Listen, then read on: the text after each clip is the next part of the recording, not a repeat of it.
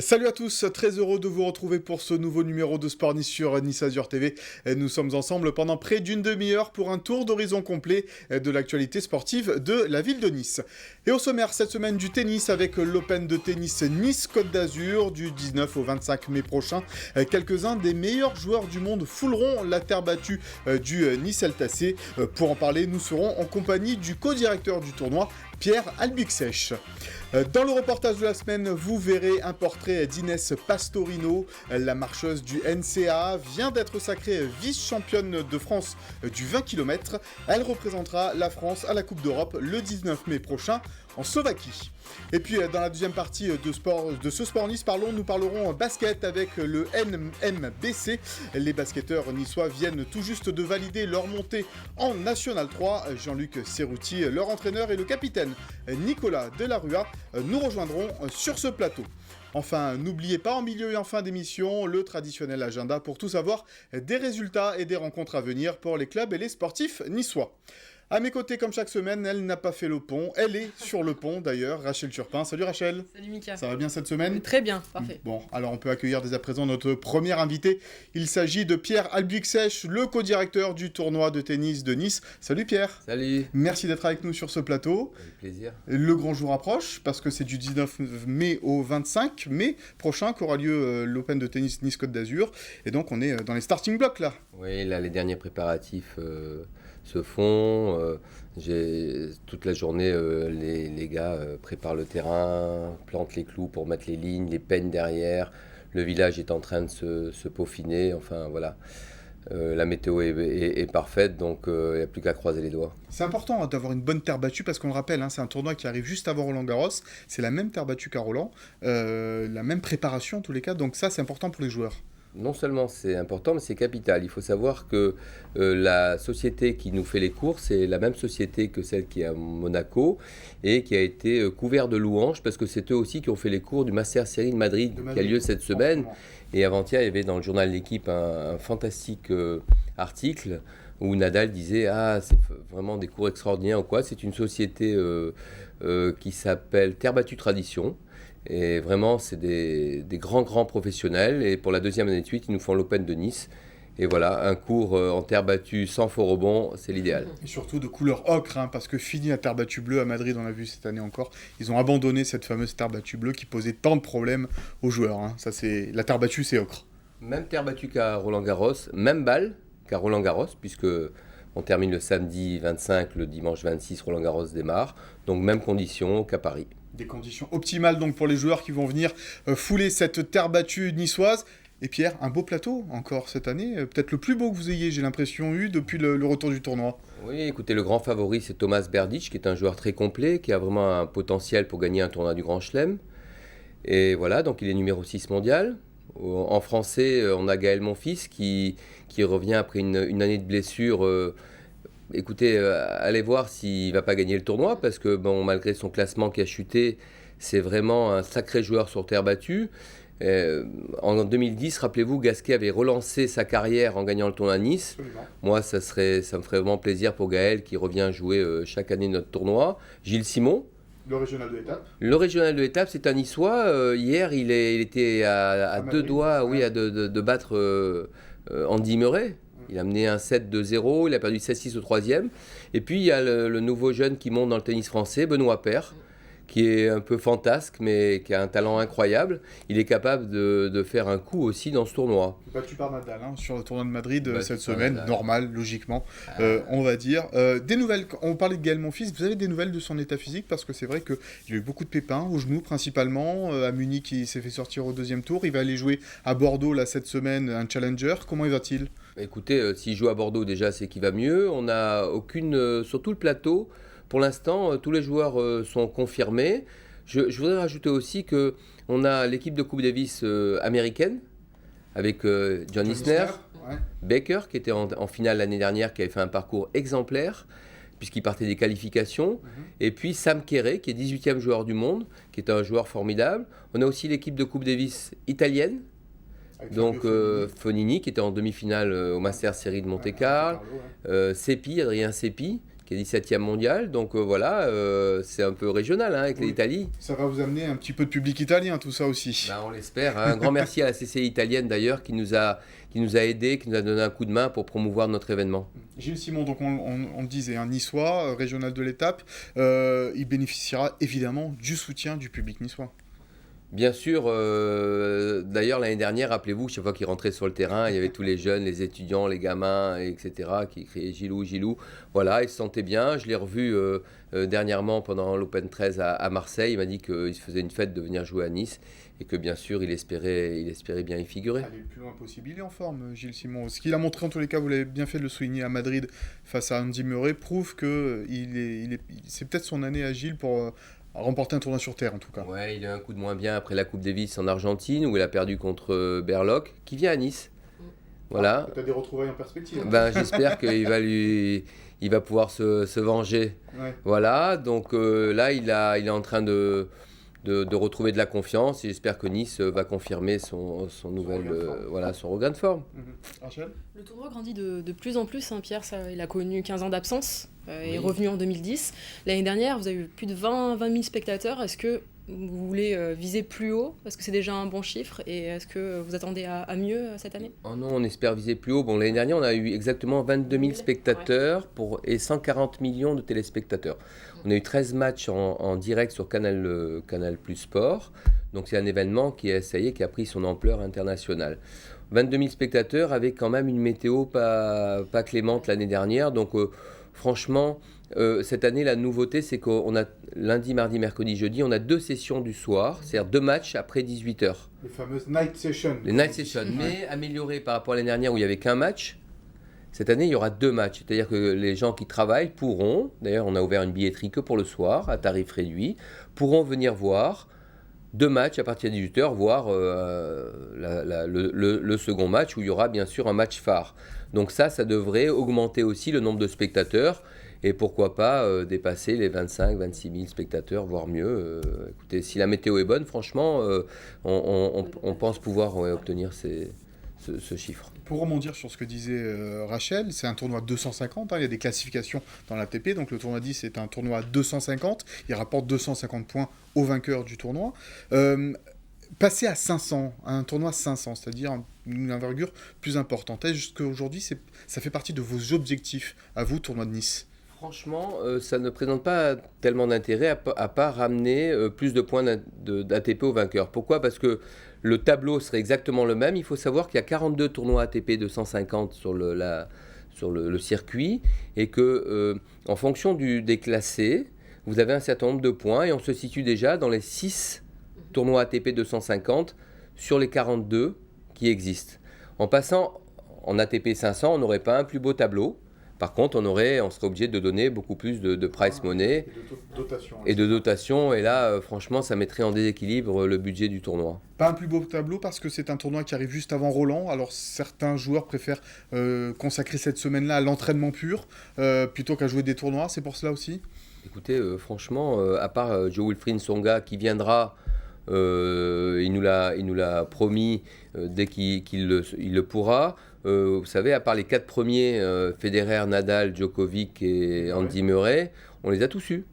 On les a tous eus. Alors je peux vous les citer, on a eu Soderling, on a eu Berdych, on a eu Ferrer, on a eu Verdasco, on a eu Gasquet, on a eu Simon, etc. Donc franchement, la date est bonne, les joueurs l'ont compris, ils ont besoin de faire de la compétition la semaine avant, sur la même surface, avec les mêmes balles, avec un temps quand même qui est assez proche de celui de Paris, à moins d'1h15 de Paris.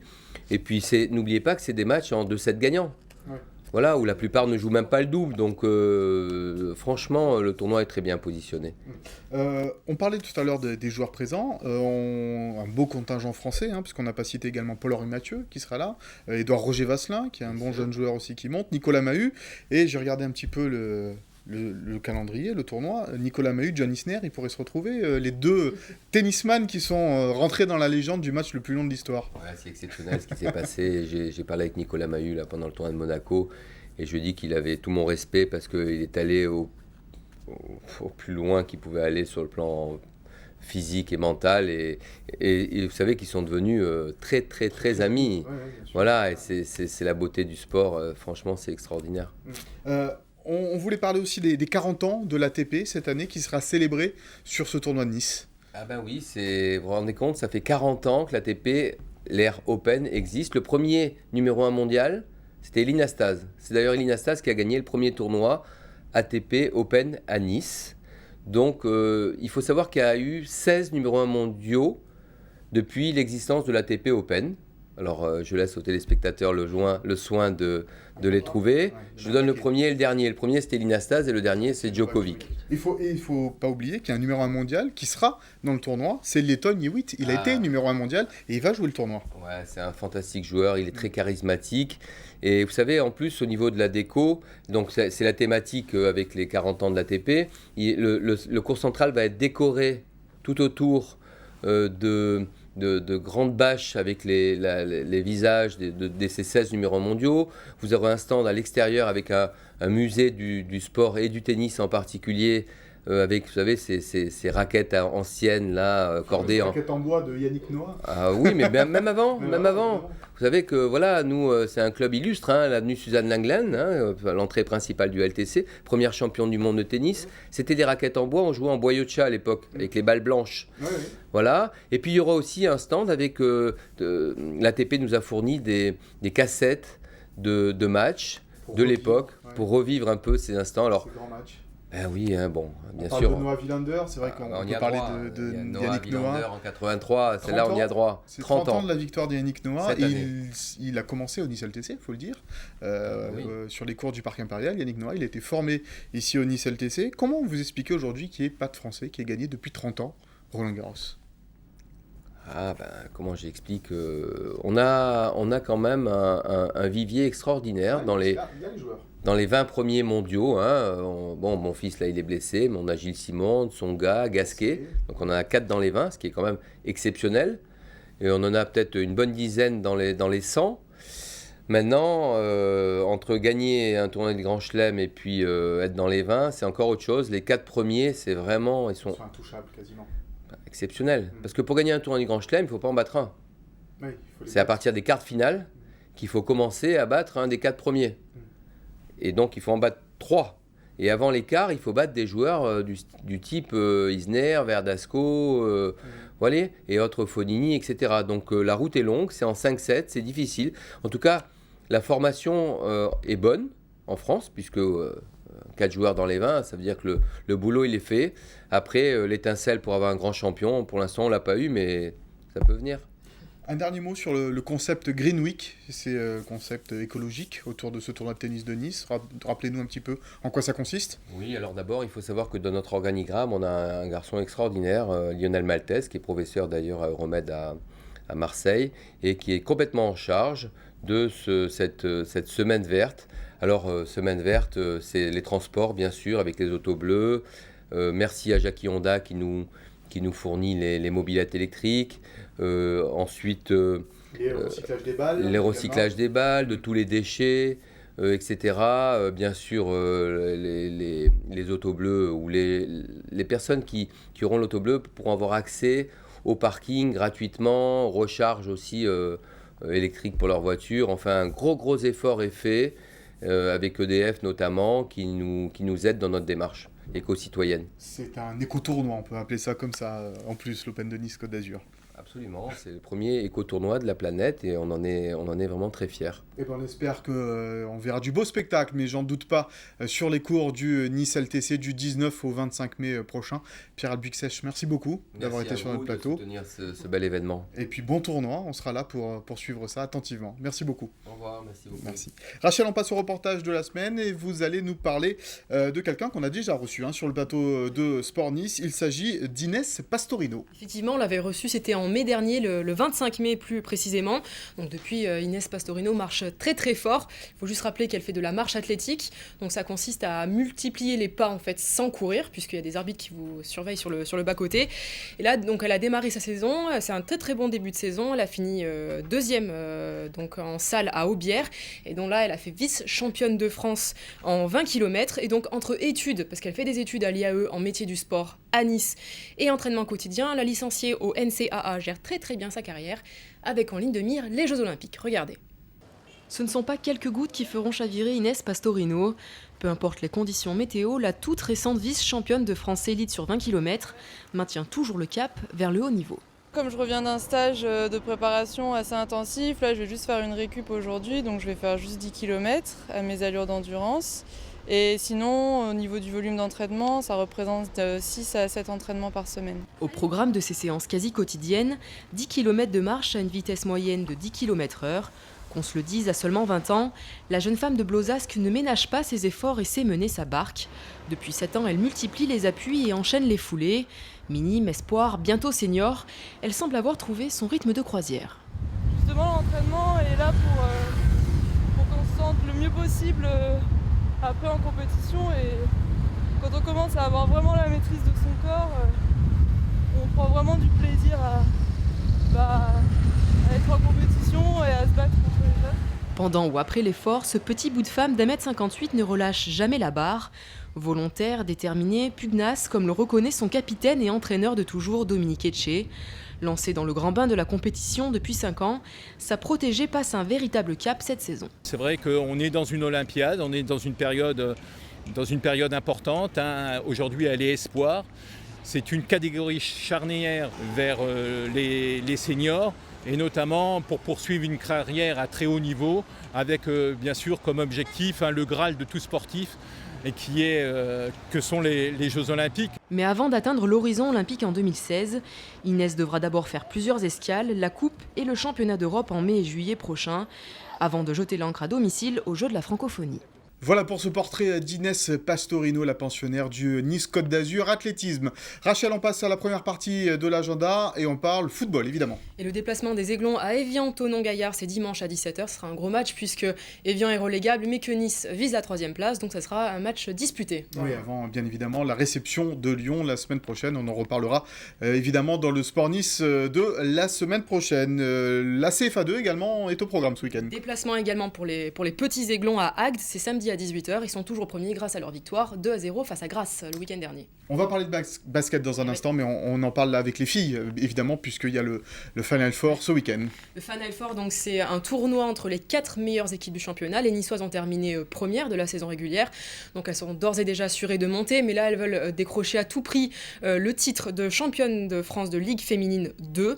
Elles affrontent Pau demain soir à 20h30, ça l'hérite. Et on croise les doigts évidemment pour qu'elle nous ramène le titre de championne de France comme elle l'avait fait déjà en 2011. Du handball également au programme. La dernière journée du championnat régulier, Nice accueille Grenoble, c'est samedi à 20h30. Merci beaucoup Rachel, restez avec nous dans un instant, on parle de basket masculin sur Nice Azur TV. Et nous sommes de retour sur le plateau de Sport Nice sur Nice Azur TV. Comme promis, on va parler basket à présent avec le Nice BMC et son entraîneur Jean-Luc Cerruti et évidemment son capitaine Nicolas Delarua. Messieurs, bonjour. Bonjour. Félicitations pour cette montée en National 3, je le disais tout à l'heure dans le sommaire. On la voit, la coupe, elle est sur le plateau. Nicolas, cette montée en National 3 historique, puisque depuis, c'est la première fois en 23 ans qu'un club niçois sera représenté dans un championnat national, Jean-Luc. Ben oui, ça fait longtemps que Nice attend ça, puisque 23 ans sans équipe en nationale. Voilà, on l'a fait, on l'a réussi, ça a été difficile. Bon, on est très fiers de ce parcours. On a eu une saison quand même un petit peu chaotique avec Nicolas qui a été blessé une grande partie de la saison. Mais on l'a réussi, un groupe soudé, serein, qui a un peu paniqué sur la fin. On va dire que l'enjeu, mais bon, ça fait partie du jeu. Mais on a réussi notre pari. C'est dur d'être favori dès le départ, de le rester tout au long de la saison. On l'a fait, on est fiers de nous, je suis fier de mes joueurs. Maintenant, il faut commencer à construire maintenant pour justement rester à cette division on va dire le minimum de temps pour essayer d'aller voir plus haut si ça, c'est ce qui se passe aussi. Voilà. Nicolas, une saison compliquée, le coach l'a dit, vous étiez blessé, mais vous avez suivi ça quand même. Quels ont été les ingrédients du succès niçois cette saison ? Un gros groupe vraiment soudé. où justement, avec les petites blessures que j'ai eues, que d'autres ont eues, malgré tout, on a continué à enchaîner les victoires. On a fait des grosses séries de matchs où justement on est resté un petit moment invaincu. Après justement à cause des blessures, on a commencé un petit peu à enchaîner une ou deux défaites qui nous ont fait un petit peu de mal. Mais vraiment c'est la notion de groupe où vraiment on a tous apporté quelque chose et c'est justement ça qui a été notre force tout au long de la saison. Il y a 3 joueurs aussi qui ont intégré l'intersaison, le club à l'intersaison. Est-ce que Jean-Luc aussi ça a permis de rajouter, de rapporter quelque chose de neuf en fait au groupe également aussi? Mais ouais, déjà on avait un groupe formé essentiellement de Niçois et il fallait justement compléter les manques puisque le but du Sportco c'est justement de compléter les manques. Il nous fallait un poste 5, c'est-à-dire un joueur qui joue près du cercle, un grand, on l'a trouvé. Il avait fait une saison à la Trinité, il était parti sur Fréjus et là on l'a récupéré, là c'est la saison dernière, c'est un Paliboum qui a fait une très bonne saison avec aussi des moments très hauts et des moments un petit peu moins bien, mais il a fait une saison assez régulière.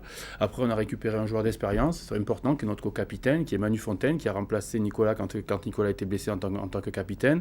Il jouait l'année dernière à Cagnes-sur-Mer en National 3, il a fait une carrière en National 2 et 3, il a une belle carrière en championnat de France. Il nous a amené son expérience et sa sérénité dans le groupe. Voilà, il a été présent dans les moments importants. Puis on a récupéré un meneur de jeu, heureusement. C'était pas prévu au départ, mais heureusement, puisque Nicolas s'est blessé. Donc on a récupéré un meneur de jeu qui s'appelle Rodrigue et qui, lui, a été un peu la surprise et la bonne surprise du championnat et de notre équipe. Il amène beaucoup de fougue, beaucoup de vitesse. Il faut qu'on le canalise un peu, mais il nous a apporté un gros dynamisme au sein du groupe. On va parler de votre club, le Nice Basket Masculin Compétition, le Nice MBC, c'est un club tout jeune finalement. Dites-nous Jean-Luc, comment est né ce club, l'union entre 3 clubs, c'est ça? Ouais, c'est donc l'union de 3 clubs qui sont le GSEM, l'Éveil et l'ESB. Il y a 8 ans de ça, c'est l'Étoile Saint-Barthélemy. Il y a 8 ans de ça, on a monté cette équipe en Benjamin. Une équipe Benjamin seulement, il n'y avait qu'une équipe Benjamin parce que l'idée c'était justement en se réunissant à plusieurs d'essayer de réunir les meilleurs Niçois. Donc on a fait une équipe Benjamin, on a gagné le championnat régional EPACA et puis petit à petit on a monté une équipe minime, puis une équipe cadet, puis une équipe junior et finalement une équipe senior. C'est le GSEM qui a donné les droits sportifs suite à sa montée en excellence régionale. Et grâce à ça, on a réussi, après ou 2 ans après, accéder maintenant au championnat de France. Donc le but est fait. D'abord, c'était de faire de la formation, et ça restera notre but, de faire de la formation, puisqu'on veut que cette équipe ait une forte identité niçoise. Donc, et c'est le cas. Donc, elle est composée essentiellement de Niçois et on continue à travailler chez les jeunes. C'est pas juste on le dit, non, on le fait vraiment. On travaille chez les jeunes, on a beaucoup d'ambition là-dessus.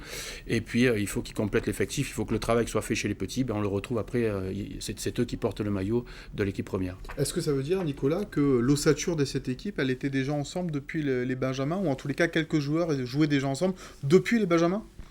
Moi, personnellement, j'y suis déjà depuis 24 ans. Donc, ça fait 24 ans que j'attends ça, ce titre et cette montée, donc c'est fait.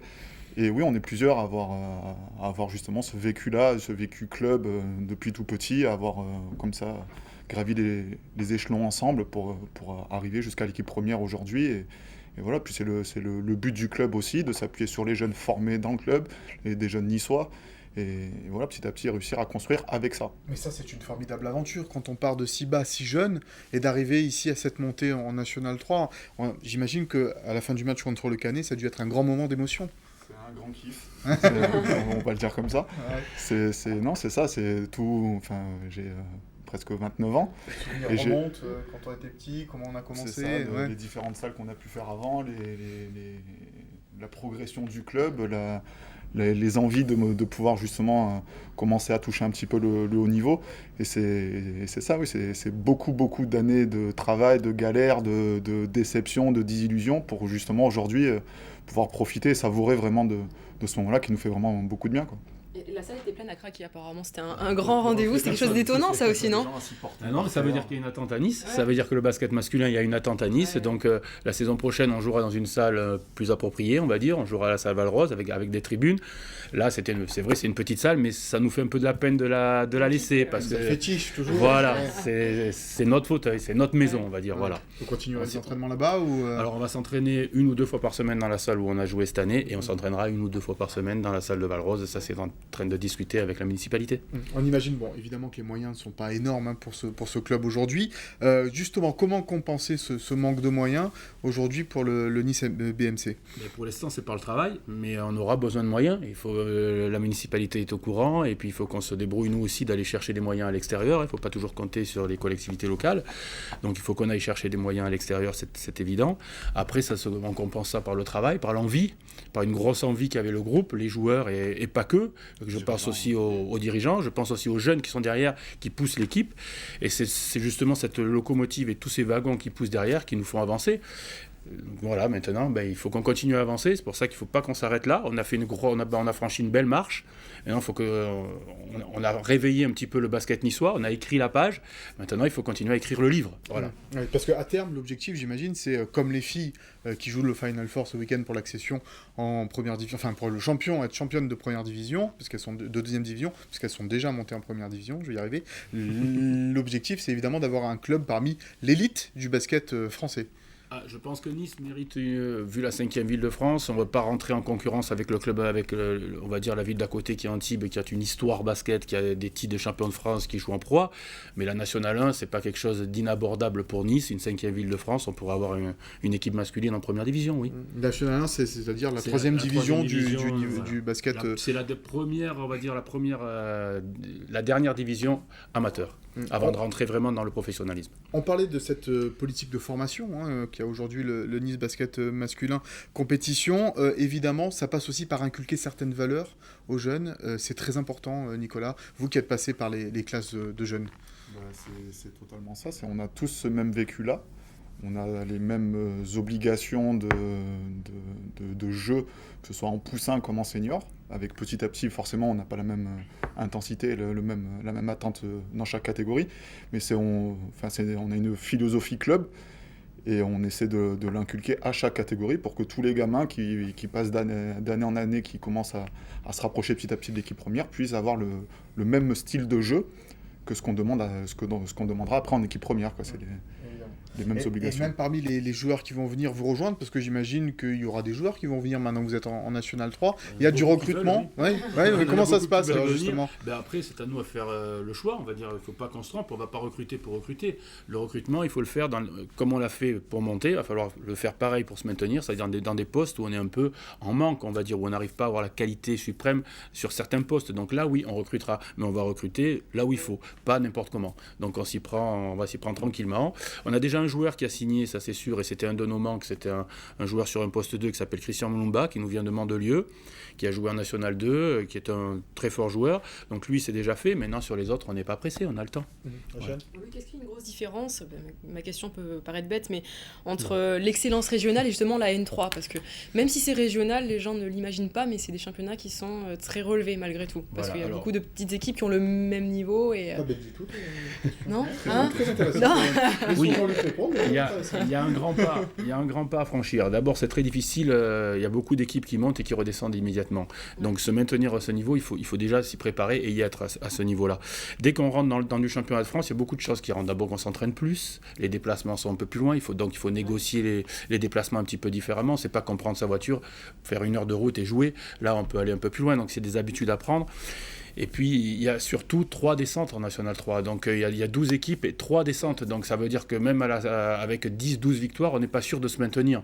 Donc, c'est pour ça que c'est très difficile à garder sa place. Et il vaut mieux jouer vite, aller voir au-dessus pour justement se dire, on joue les premiers rôles, comme ça, on ne s'occupe pas. Au moins, on assure notre maintien en jouant les premiers rôles. C'est bête ce que je dis, mais c'est vrai, c'est ça. Plus on va regarder haut, moins on regardera en bas et on sera inquiété. Voilà, donc avec 3 descentes, c'est pas facile. Et il y a 2 montées. Donc, il y a une seule montée. Donc ça fait qu'il y a 4 équipes qui changent par année.